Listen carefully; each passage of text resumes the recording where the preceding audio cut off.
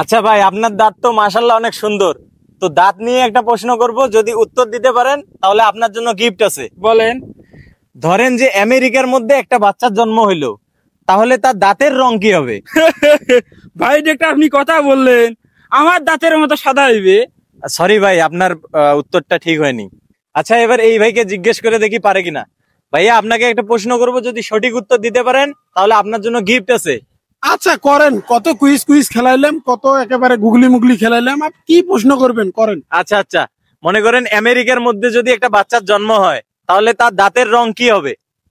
এটা বাংলাদেশ তো, ওটা আমেরিকা, ওইখানে পিঙ্ক কালার হবে, পিঙ্ক কালার, পিঙ্ক কালার। হ্যাঁ, দুঃখিত ভাই, আপনার উত্তরটা সঠিক হয়নি। সুপ্রিয় দর্শক, আমরা এবার চাচাকে পাইছি, দেখি চাচা উত্তর দিতে পারে কিনা।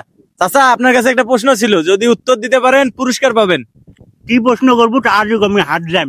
আচ্ছা, খড়করা তাল বাদ দেন, যে আমেরিকার মধ্যে যদি একটা বাচ্চার জন্ম হয়, তাহলে তার দাঁতের রং কি হবে? আমেরিকা কি? আরে দেশ আমেরিকা। ও ওই বড় বড় দেশ, ও ওগুলা করে দেশের তো বড় বড় জিনিস, বড় বড় কারবার। হ্যাঁ, ওগুলা করে দেশের মধ্যে দাঁত হলুদ কালার হবে। চাচা মনে কিছু নেন না, আপনার উত্তরটা ঠিক হয় নাই।